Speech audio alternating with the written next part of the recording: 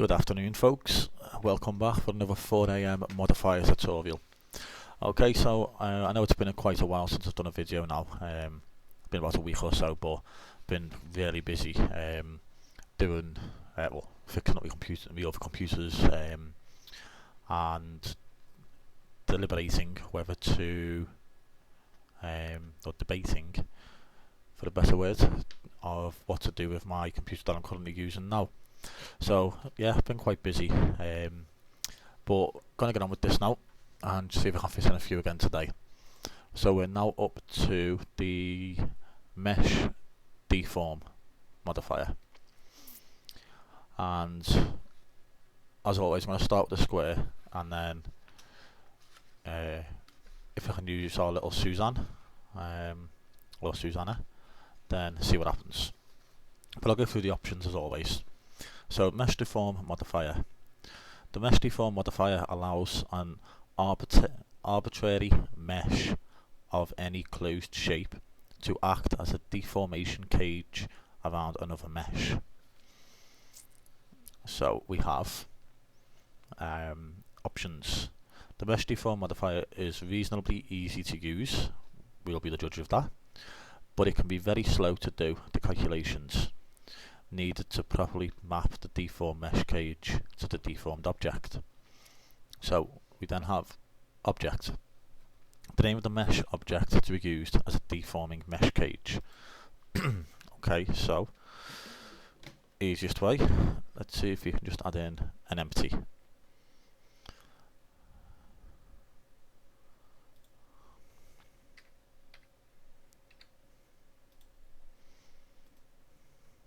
Can we use the empty? No, we can't. Okay, so if we go to this and then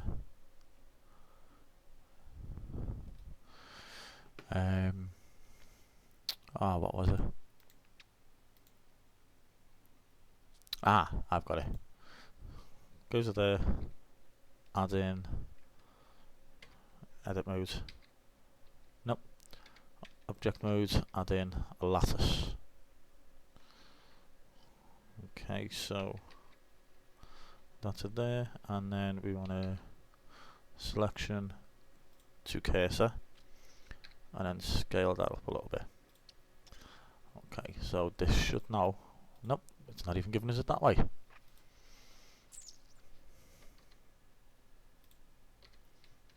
Okay.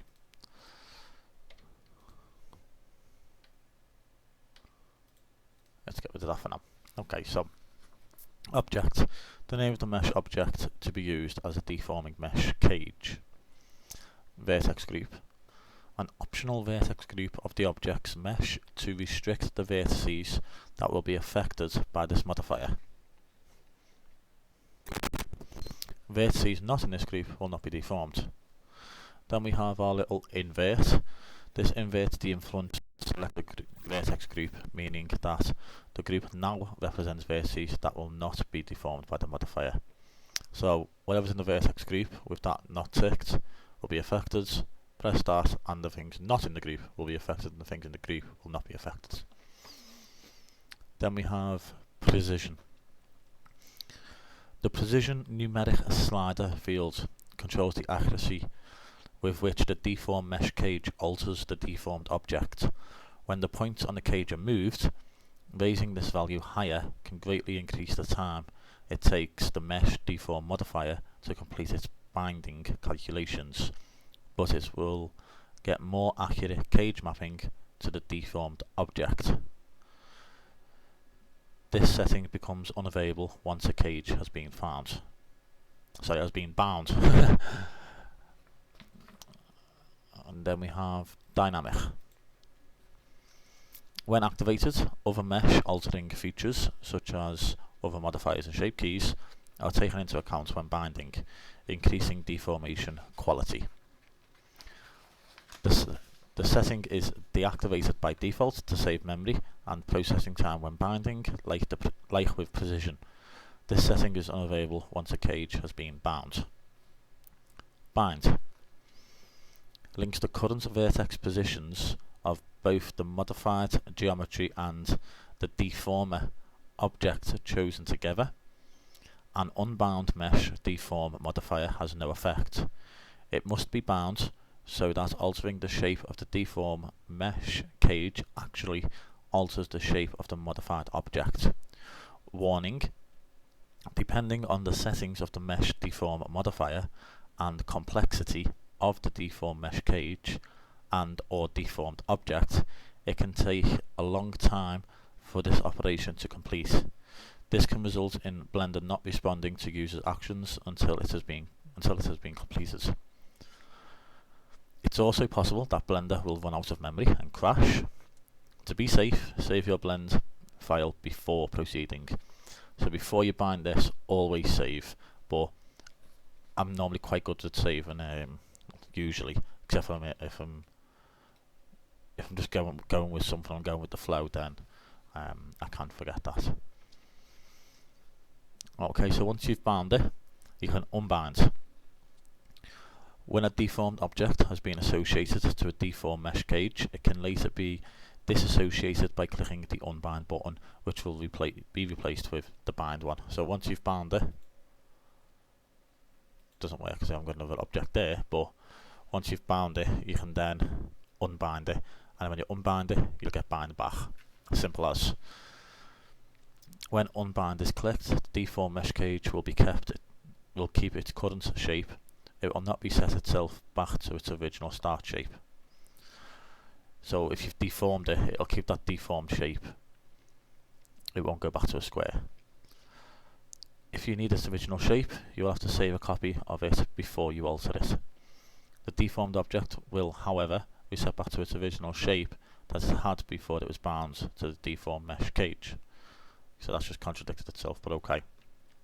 Warning: significant changes to the entire change mesh, such as rotating and cage upside down, can cause noticeable artifacts. These can be reduced by binding with a higher precision. However, it is a known limitation with this modifier and cannot be avoided entirely. So hints: ensure that the normals on the cage mesh point to the outside. They are used to determine the inside and outside of the cage. So if you don't know how to get your normals up, press N. Is it yep. Inside edit mode, press N, and then there's your normals. All the normals facing out.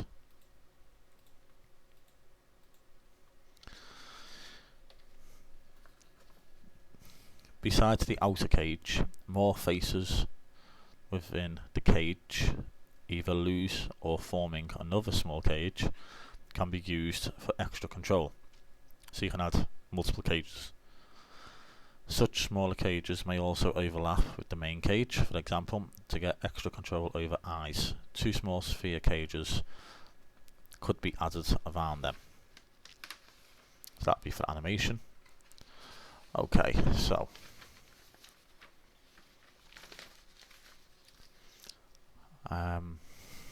let's try adding in another cube. Grab it along the Y to there. Okay, so that grabs onto that cube there. Now, if I was to scale that and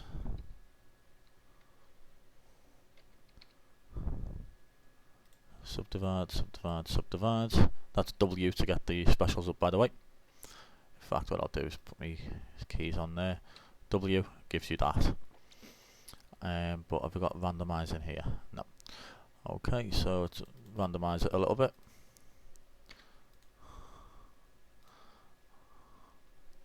And let's scale that up. Rotate it a little bit.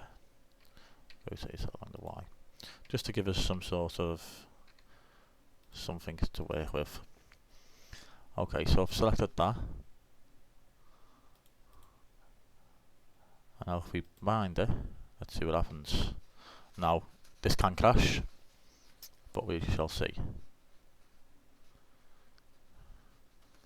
So it did say it can take a while to calculate all of this, but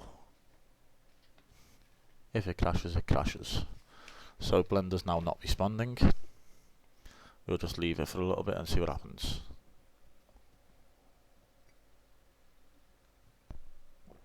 Oh, that's a fantastic coffee. Gold decaf. It's lovely. Expensive, but it's lovely.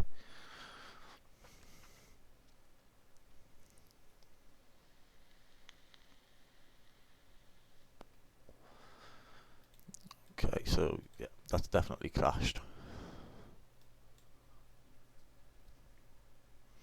Close the program.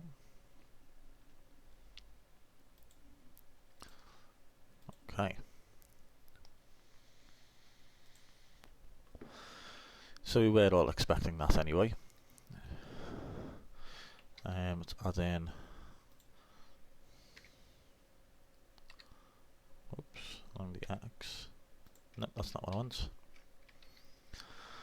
I want to add in a sphere. Grab that along the X. So there.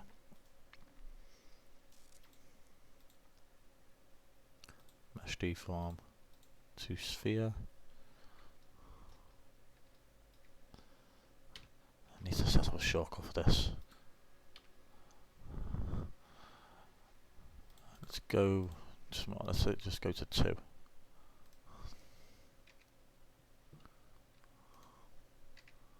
Okay, so that hasn't done anything. Unbind. 3.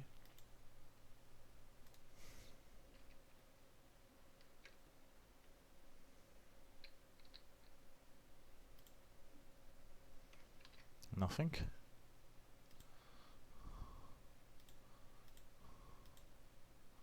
4 with dynamic.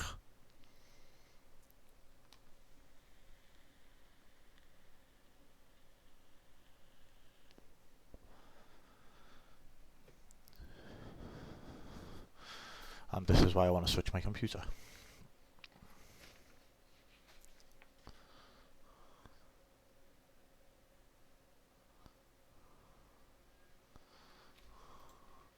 Yep, that's going to crash it.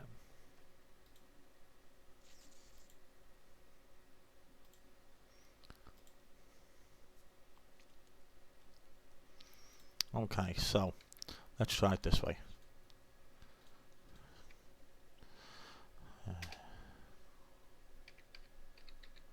Let's assign to a new group. And let's add in a UV sphere. Right to there. There.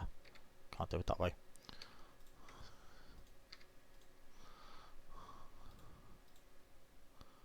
Mesh deform on 3. That's cube 001. A vertex of a group. Let's try binding that and oh, let's see what happens. Okay, I'm not seeing anything at all happen. Okay, bear with me one moment. Let's have a check of this. Okay, so just had a little look at that, and the way I've seen it being used there is it's kind of all to do with animation and deforming it to a wire by going into here and using draw type. So unfortunately, once again, that's going to be a bust until we go into animation, and then maybe I can use it. So yes, that's that one. So next we'll be looking at the shrink wrap. Disappears like that, but yeah, we'll be looking at shrink wrap, and as always, if you want to like, comment and subscribe, I look forward to seeing you again. Thank you very much, folks. Ta-ra for now.